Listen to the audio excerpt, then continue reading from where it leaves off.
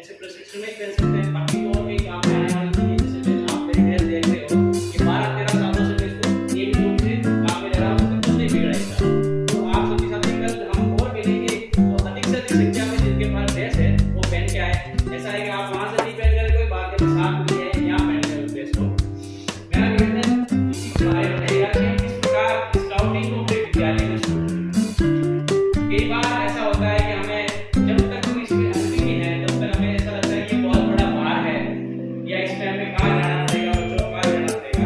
मैं अपनी शुरुआत की बात करूँ प्रार्थना में, पूरे 3 साल की प्रार्थना जब आया मैंने देखा वहाँ पर ये स्काउटिंग की गतिविधि के नाम से वहाँ पर शुरुआत नहीं हुई।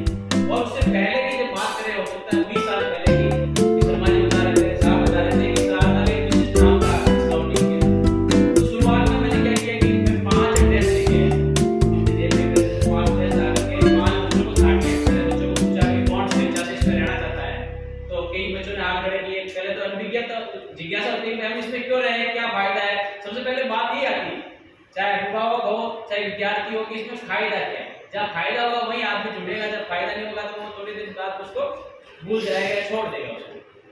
सबसे पहले मैंने अपनी ड्रेस पहनी, फिर 5 बच्चों को पहनाई। फिर जब उन 5 बच्चों को देखा दूसरे बच्चों ने अलग दूसरों से, तो उनमें भी जिज्ञासा हुई कि हम भी ड्रेस लाएंगे। फिर ऐसे और आगे प्रयास किया। फिर मैंने अपने प्रिंसिपल मैम से निवेदन किया कि मैम इस प्रकार से हमें करना है। तो मैम ने तुरंत कहा कि ठीक है, आप मेरे से 5000 रुपये ले जाओ और 5 जैसे बच्चों को ला करके पहना दो। तो मैं धन्यवाद दूंगा मैम का भी। एक बार कहते ही उन्होंने इस प्रकार से शुरुआत किया उस काम को, तो मैं 5 जैसे और लाए। अब थोड़ा आगे कार्रवाई बढ़ा, फिर हमने प्रयास किया, सब सभी स्टाफ साथी थे। पहले ऐसे बैठे बैठे बात चला दी। मैंने कहा यार एक बच्चा है हमारे ड्रेस नहीं ला सकता गुरुजी, आप क्या मैं गोल देता हूँ साहब उसको, आपको ड्रेस लिया और पैसे में दे दूँ। एक ने दी, मेरे वहाँ 35 का स्टाफ है साहब। ऐसे करते करते धीरे धीरे सभी ने एक बच्चा गोद लिया। हमारे राजकुमार जी सब है, तो उन्होंने कहा नहीं साहब मैं 4 बच्चे गोद लूंगा, आप 4 ड्रेस बनवा। तो ऐसे करते करते धीरे धीरे हमारे पास 50 ड्रेस हो गई। फिर क्या हुआ कि जब बच्चों के पेरेंट्स आए, अब क्या करते हैं हमने विद्यालय में, बच्चों के पेरेंट्स आए तो उनको बुलाता हूँ पहले कि भाई पहली शर्त इसको स्काउटिंग में तभी इसका एडमिशन होगा जब ये ड्रेस है। तो पेरेंट ने तुरंत तैयार हो गए, लिया है, अब दिक्कत नहीं। अब और वहाँ भी देखते हैं कि कोई ऐसा बच्चा हो जो नहीं ला सकता, ऐसी स्थिति हो तो उसके लिए हम व्यवस्था वहाँ पर कर देते हैं। और आज ये स्थिति है कि मेरे पास 250 ड्रेस है साहब स्कूल के अंदर स्काउट गाइड। और हमको परेड कराते हैं बच्चों की 15 अगस्त को 26 जनवरी को जो परेड कराते हैं ना, तो उसमें भी हमने ये कर दिया कि जो स्काउट ड्रेस में वही परेड करेगा। बाकी और बच्चे हैं तो वो पीछे की तरफ पंक्ति में खड़े होंगे तो एक अच्छा डेकोरम बनेगा आपको सामने, और उससे अधिक संख्या आपके जुड़ती है। शुरुआत इस प्रकार से हम कर सकते हैं। हो सकता है कि आप शुरुआत में बच्चों को बाहर ले जाने में झिझके या तो सामान्य जानकारी दीजिए कि स्काउटिंग क्या होती है। सबसे पहले तो उसकी ड्रेस की बात, कि ड्रेस पहनना सिखाओ उसको, कैप कैसे लगाएंगे, ये वोगल कैसे, किस प्रकार से खड़ा होगा, परेड कैसे करेगा। और उसका परिणाम ये देखिए कि आपको 2-4 महीने में आपको उसका सुखद परिणाम मिल जाएगा। सुखद परिणाम का मतलब होता है कि जहाँ एक तरफ जब बड़ी इसको सीनियर स्कूल में बात करूँ कि जो शिक्षक पढ़ा रहा है अधिकतर उसी से बच्चों का वार्तालाप होता है, विभाजन होता है।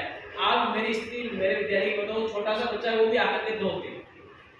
एकदम एक तो होता है शिक्षक से नमस्कार, हम देना क्या चाहते हैं, संस्कार सिखाना चाहते हैं। जब हम छोटे थे तो हमने क्या किया कि सबसे पहले गुरुजी आए तो हमने उनको प्रणाम किया। ये हमारी स्थिति, हमारी स्टेज की बात। आज उसमें देखिए कितना काफी परिवर्तन देखने को मिल रहा है कि दूर से ही बच्चे सर दिखे, पहली बात तो बात ही नहीं कर रहा है वो बच्चा, अगर उसने बात की तो सर ऐसे जैसे कि वो हेलो हाय कर रहा है उस प्रकार से। तो इस प्रकार जब हम खुद प्रयास करेंगे इसके लिए, तब जाकर के हम बच्चों को संस्कारवान बना सकते हैं। तो सबसे जो महत्वपूर्ण आवश्यकता है इस विद्यार्थी जीवन में वो अनुशासन और संस्कार। ये 2 चीजें यदि हमने उस विद्यार्थी को दे दी तो जीवन भर आपका आभारी रहेगा। अगर उस बच्चे ने सुबह उठकर के माता पिता के दोग लगा दिया तो वो सबसे बड़ी उपलब्धि, उसकी शुरुआत वहीं से अच्छी होगी। विद्यालय में आया, उसने गुरुजी को दोग लगा दी, नमस्कार किया, तो वहां से हम एक संस्कार की शुरुआत कर सकते हैं। फिर धीरे धीरे मैं आगे की बात बताऊं। उसके बाद सर से निवेदन किया और सर ने बच्चों को तृतीय सोपान में लाने की बताया। मैं उन बच्चों को तृतीय सोपान में लेके आया। अब जो बच्चे यहाँ कैंप में रहे 5 दिन तक, वो बच्चे वहां जाकर के अपने अनुभव अपने साथियों को बताए और उससे धीरे धीरे आगे माहौल बढ़ गया। अब ये स्थिति हो गई कि पूरे विद्यालय में सभी बच्चे ये चाहते हैं कि हम सब स्काउट में हैं। अब ये होता है कि हम कितने रख सकते हैं अपने ग्रुप में, तो निश्चित संख्या 32। लेकिन अब क्या करें, दूसरे बच्चों को छोड़ दे क्या? नहीं, अब मैं यहाँ उनकी बात करूंगा रजिस्ट्रेशन की। ऑनलाइन रजिस्ट्रेशन जो सबसे बड़ी हमारे पास में विद्यालय में जैसे ही आदेश आता है सीपीओ साहब का या डीओ साहब का कोई इनको ऑनलाइन रजिस्ट्रेशन करता है, हम अपना सिर पकड़ लेते हैं कैसे क्या होगा। तो मैं आपसे शुरुआत से इसे के लिए निवेदन करूंगा कि सबसे पहले जो आप अपने विद्यालय में हमने ये ठान लिया कि हम अपने विद्यालय में बच्चों के लिए स्काउटिंग चलाएंगे। स्काउटिंग चलाने के लिए आपको बहुत अधिक समय देने की आवश्यकता नहीं है। न उनके उसको बच्चों को या अपने प्रधानाचार्य जी को एक बार आप आश्वस्त कर दें कि इससे उनके बच्चों के शिक्षण जो शैक्षणिक कार्य उस पर कोई भी प्रभाव नहीं पड़ने वाला है। जब आप उनको विश्वास मिलेंगे तब उनको लग जाएगा कि भाई हाँ ये गतिविधि हमारे विद्यालय में सहायक करने की कोई बात है। कई बार ये बात आती है कि साहब बोर्ड की परीक्षा के बच्चे कैसे जुड़ेंगे, मेरे बोर्ड की परीक्षा में बच्चे राज्य पुरस्कार कर रहे हैं, कभी उनके बाधा आई नहीं। तो उनको आप समय सीमा इस प्रकार बांधो, उनको इस प्रकार से उनको काम कराओ ताकि उनको ये नहीं लगे कि विद्यालय चलते कक्षा में हम उनको उठा के ले जाए, ऐसा नहीं करना। उनके अलग से समय हमने निर्धारित किया, थोड़ा थोड़ा धीरे धीरे आगे बढ़े। अब मैं ऑनलाइन की बात कर रहा हूँ कि ऑनलाइन के लिए जितने भी आपके विद्यार्थी स्काउट की मैं बात करूँ तो 10 वर्ष से लेकर के 18 वर्ष के जितने भी बच्चे हैं आप सब उनको ऑनलाइन कर दीजिए। इसे कहते हैं बीएसडी आईडी। भारत सरकार ने ये निर्धारित किया है कि जिसके पास बीएसडी आईडी होगी, चाहे वो शिक्षक हो चाहे विद्यार्थी हो, तभी वो स्काउटिंग की गतिविधियों में भाग ले सकता है, किसी इवेंट्स में भाग ले सकता है, आगे बढ़ सकता है। अब कैसे करें शुरुआत? जब आपने ठान लिया अपने विद्यालय में स्काउट चलाने के लिए, बच्चे भी तैयार हो गए, सब तैयार हो गए, तो सबसे पहले जो आईडी है सर की, अपना जो स्थानीय संघ दिशागण है वहां पर सर की जो आईडी है एलए की, उस आईडी से सबसे पहले हमें अपने विद्यालय को मैप करना है। मैपिंग कैसे करेंगे कि सर की आईडी से अगर आप कई दिक्कत आ रही है आप मुझसे फोन से पूछ सकते हैं, या नेट नहीं चल रहा तो मैं तो आपको प्रैक्टिकल करके बता देता है कि इस प्रकार से हम अपनी आईडी को मैप करें, या मैं प्रोसेस बता दूंगा, आप फोन से पूछे या फिर अपन बाहर में या प्रक्रिया उसमें डाल दूंगा अपने ग्रुप में। सबसे पहले आपने अपने विद्यालय को वहां पर पंजीकृत कर दिया स्थानीय संघ के अंदर। अब आपके लिए विद्यालय के लिए नई आईडी बन गई। आईडी कौन सी? वही जीमेल आईडी, और पासवर्ड जो आपकी इच्छा रखना चाहो वो पासवर्ड आपने रख दी, मेल आईडी बना दी। अब उस मेल आईडी में हमें क्या करना है कि सबसे पहले स्काउट मास्टर को पंजीकृत करना है। उसमें खोलेंगे आप, उसमें स्काउट लीडर लिखा हुआ आएगा, वहां गए अपनी डिटेल डालिए, सामान्य डिटेल, नाम, पता, आयु, आधार नंबर और अपनी मोबाइल नंबर, उसमें रजिस्टर कर दीजिए।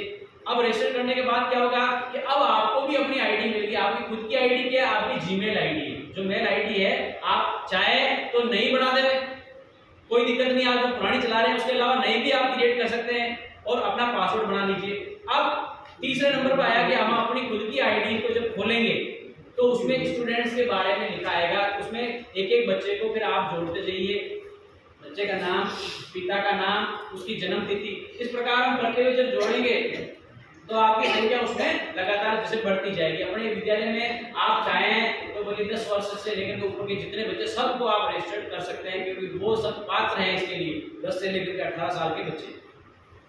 अब उन बच्चों को जब भी कैंप में जाएंगे सबसे पहले ये आएगा कि आपकी बीएसडी आईडी क्या है। फिर आप यहाँ कई बार यहाँ आते हैं, फिर चिंता करते हैं कि अब क्या करें, कहाँ से बढ़ाएं, किसको फोन करें। तो उसकी बजाय हम पूरी तैयारी करके रखें। सर ने अभी जो रजिस्टर की बात की थी कि रजिस्टर बना दीजिए, आप उस रजिस्टर बना लीजिए। उसकी के लिए एक और रास्ता हो गया कि आपने जो ऑनलाइन किया उसका प्रिंट निकाल लीजिए और आप उसकी फाइल बना लीजिए, उसमें सब सारी चीजें उसमें डिटेल आ जाएगी, सारी डिटेल उसमें भर दीजिए।